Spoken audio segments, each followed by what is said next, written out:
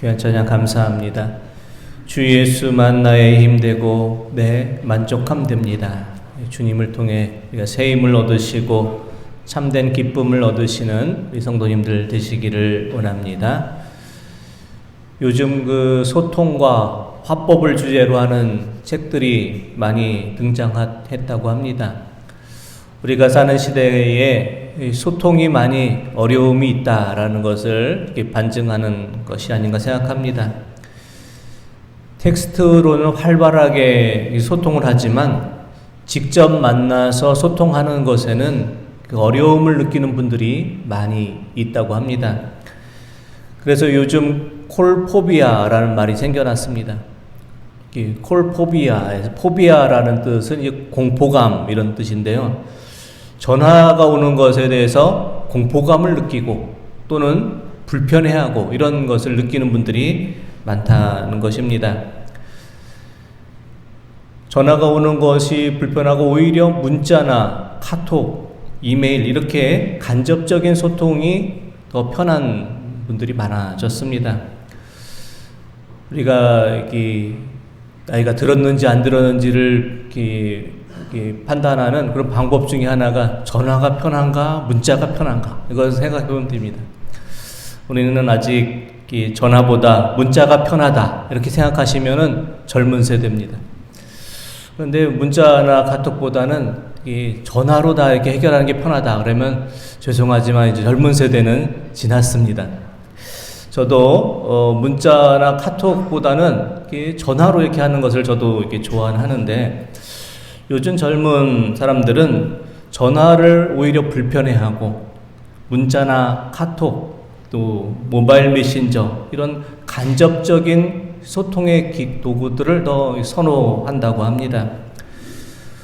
코로나 시대를 겪으면서 우리가 모든 일들을 이제 손으로 이렇게 버튼을 누르면서 해결하다 보니까 이제 많은 분들이 메신저와 문자는 익숙해졌지만 사람과 직접 만나서 소통하는 것은 어색해하고 두려워하고 또 심지어는 이 대인기피증까지도 코로나 시대를 겪으면서 생겨났다고 합니다.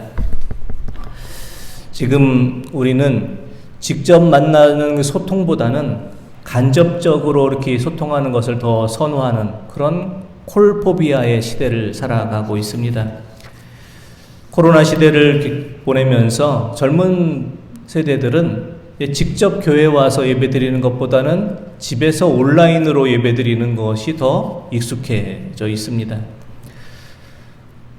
콜포비아의 시대를 살아가면서 우리가 주님을 만나는 것까지도 직접적으로 이렇게 소통하는 것보다는 좀 주님과도 거리를 두고 간접적으로 소통하는 것을 또 선호하고 있지는 않은지 또 우리의 모습도 한번 돌아볼 수 있기를 원합니다. 오늘 말씀의 제목은 허리에 띠를 띠고 등불을 켜고 그런 제목입니다. 허리에 띠를 띠고 등불을 켠다라는 것은 주인이 언제 오든지 맞이할 수 있도록 직접 만날 수 있는 그런 준비를 잘 갖추고 있는 종의 모습입니다. 우리가 주님의 재림을 맞이할 때 어떤 분들은 주님께서 재림한다는 소식이 반갑지 않은 소식이 될 수도 있고 당황스러운 소식이 될 수도 있습니다. 주님의 오심을 생각지 못했는데 직접 만난다는 건 생각하지 못했는데 그 일이 일어난다면 당황스러울 수도 있을 것입니다. 성경에 나와 있는 말씀들이 그저 옛날 이야기들이 책에 쓰여져 있는 것이다 라고 정도로만 생각하고 머릿속으로만 우리의 신앙생활이 익숙해지게 되면 주님께서 우리의 삶의 자리에 오셔서 우리를 만나주시고 위로하시고 함께 하신다는 그 말씀이 불편할 수도 있을 것입니다. 전화가 오는 것이 반갑지 않고 불편하게 느껴지고 직접 소통하는 것을 꺼려하는 이런 콜포비아의 시대에 우리는 허리를 띠고 등불을 켜고 주님의 오심을 기다리며 직접 주님을 우리가 대면하여 만날 준비를 행하며 우리의 믿음을 다시 회복할 수 있기를 원합니다. 허리에 띠를 띠고 등불을 켜고 주님을 기다리라는 말씀은 어떤 의미의 말씀입니까?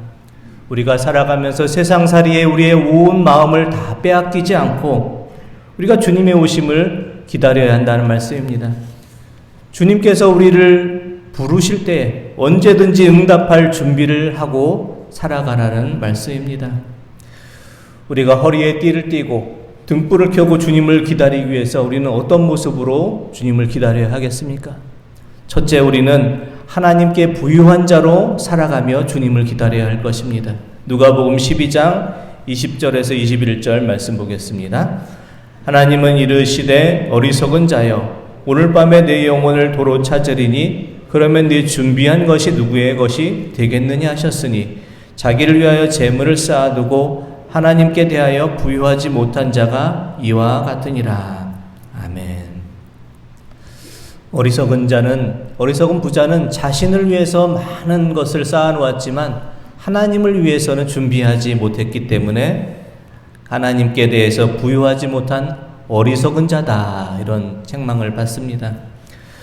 어리석은 부자는 자신을 위한 재물을 쌓아놓는 일에 성공했지만 정작 하나님께는 아무런 준비를 하지 못했습니다. 우리가 하나님께 대해서 부유한 자로 산다는 것은 무엇입니까? 하나님께 많은 것을 가져다 드리는 것을 말할까요? 하나님께 많은 예물을 드리는 것을 말할까요? 그렇지 않습니다. 주님께서는 하나님께 대해 부유한 자가 되기 위해서 우리는 이와 같은 모습을 갖추어야 한다, 이렇게 말씀하셨습니다. 미가서 6장 6절에서 8절 말씀 한번 보겠습니다. 내가 무엇을 가지고 여호와 앞에 나아가며 높으신 하나님께 경배할까? 내가 번제물로 일련된 송아지를 가지고 그 앞에 나아갈까? 여호와께서 천천의 순양이나 만만의 강물 같은 기름을 기뻐하실까? 내 허물을 위하여 내 맏아들을 내 영혼의 죄로 말미암아 내 몸의 열매를 드릴까? 사람아, 주께서 선한 것이 무엇임을 내게 보이셨나니 여호와께서 내게 구하시는 것은 오직 정의를 행하며 인자를 사랑하며 겸손하게 내 하나님과 함께 행하는 것이 아니냐. 아멘. 하나님께서 하나님의 자녀들에게 원하시는 것, 우리가 하나님께 대해서 부유하게 산다는 것은 우리가 일련된 송아지를 번제물로 드리는 것도 아니고 천천의 순양과 만만의 강물 같은 기름을 드리는 것도 아니다, 이렇게 말씀하십니다. 하나님께서 원하시는 것은 우리가 하나님의 정의로운 모습을 행하고 또 인자를 사랑하는 모습으로 살아가고 겸손히 늘 하나님과 함께 살아가는 그런 모습을 이루는 것이라, 이렇게 말씀합니다. 하나님께 대해서 부유하다는 것은 우리가 이 땅을 살아가면서 세상 일로만 분주해야 하지 않고 하나님의 뜻을 먼저 앞세워 살아가는 것을 말합니다. 사랑하는 성도 여러분, 허리에 띠를 띠고 등불을 켜고 주님을 맞이할 준비를 하실 수 있기 원합니다.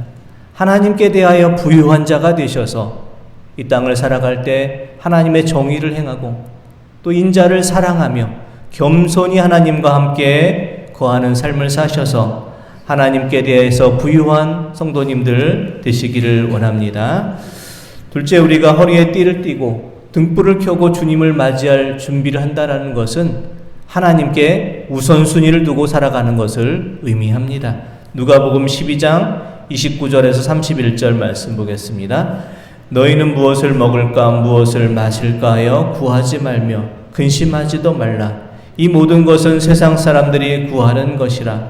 너희 아버지께서는 이런 것이 너희에게 있어야 할 것을 아시느니라. 다만 너희는 그의 나라를 구하라.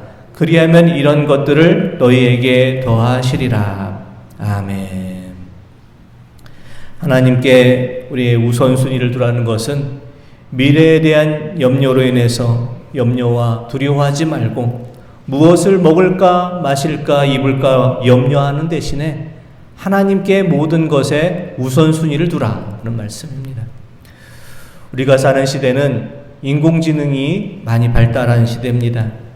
인공지능으로 프로필 사진도 만들 수 있고 또 작곡도 할 수 있고 번역도 할 수 있고 또 논문도 만들 수 있는 시대라고 합니다. 이렇게 편리한 많은 것들이 있지만 또 인공지능으로 인한 많은 잘못된 범죄도 일어나는 그런 시대입니다. 히브리 대학의 역사학 교수 유발로와 하라리 교수는 앞으로 10년 이내에 인공지능이 인류를 앞서갈 것이다. 이렇게 예측하고 있습니다. 인공지능으로 인해서 대체된 많은 직업들이 이제 사라지고, 이제 인류는 사람과 사람 사이의 경쟁이 아니라 인공지능과 경쟁하는 그런 시대를 맞이하게 될 것입니다. 무엇을 먹을까 마실까에 대한 염려는 앞으로도 심각해질 것입니다.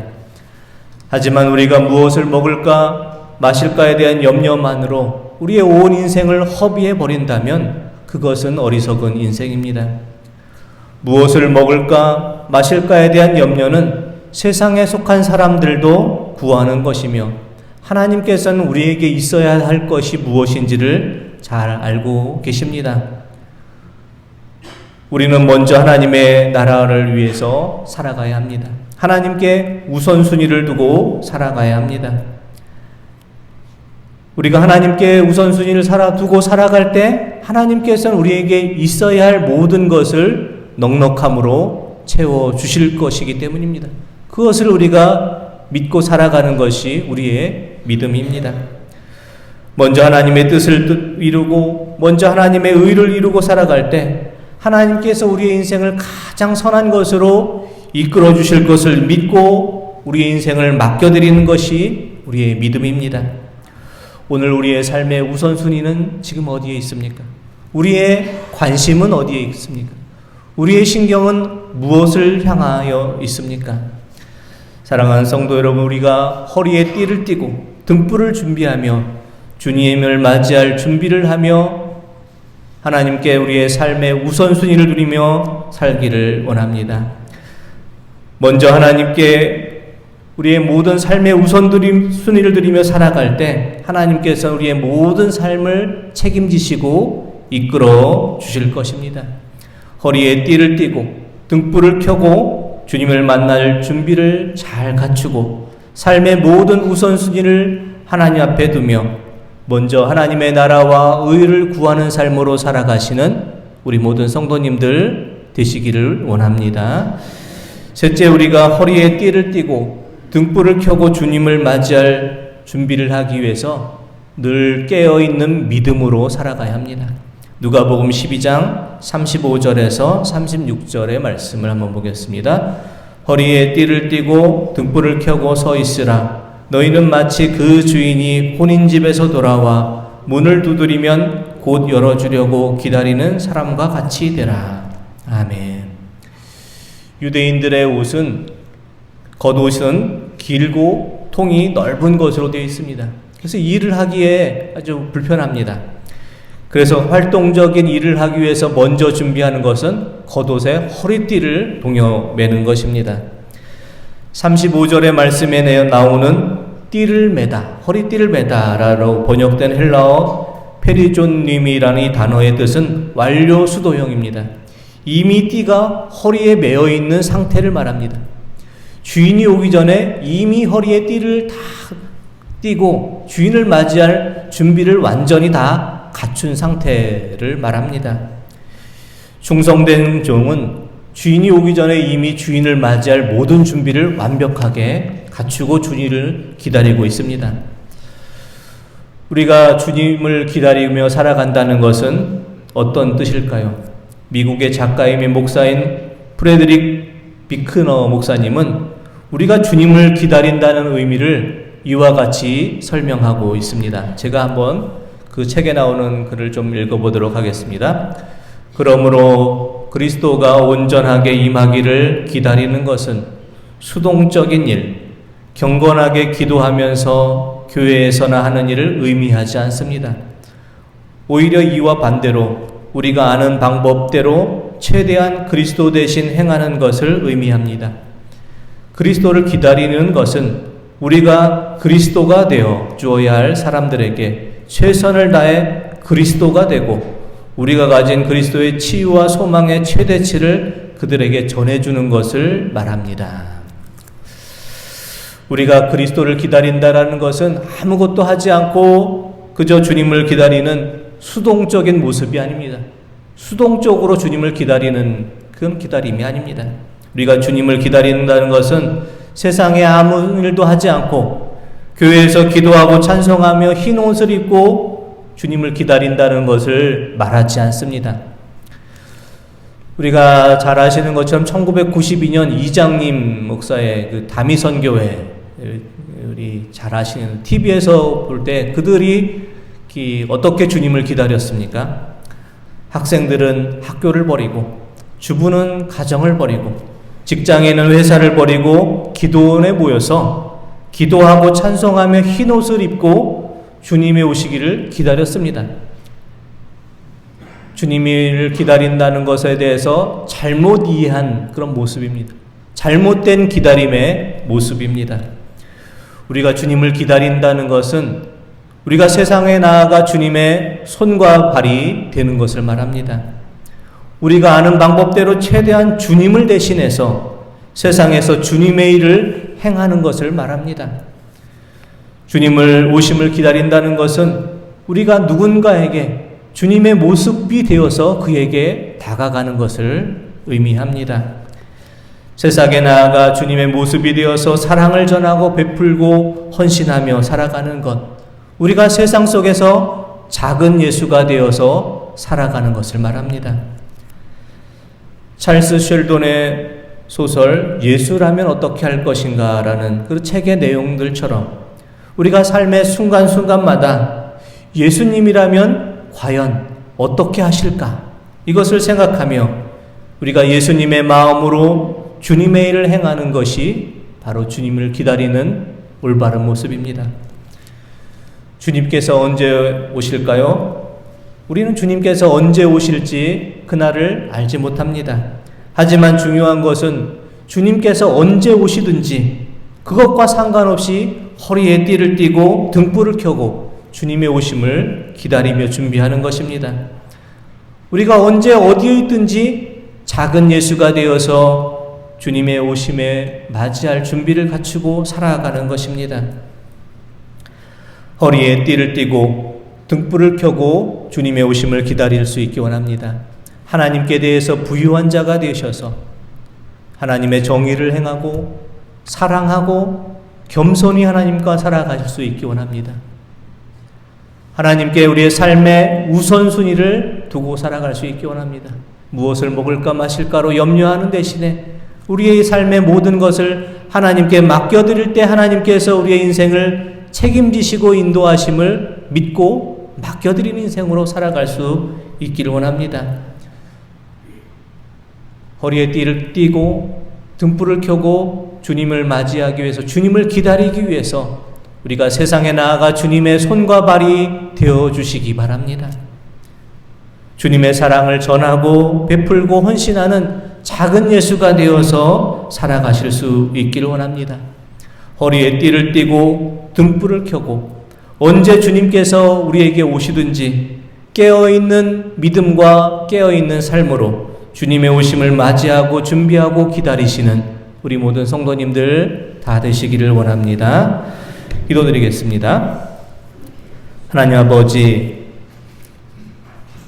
저희가 사는 시대는 콜포비아의 시대, 직접적인 소통을 꺼려하고 간접적인 만남을 선호하는 시대이지만 우리가 허리에 띠를 띠고 등불을 켜고 우리에게 오시는 주님을 직접 맞이하고 준비하고 대면할 것을 기다리고 준비할 수 있기를 원합니다.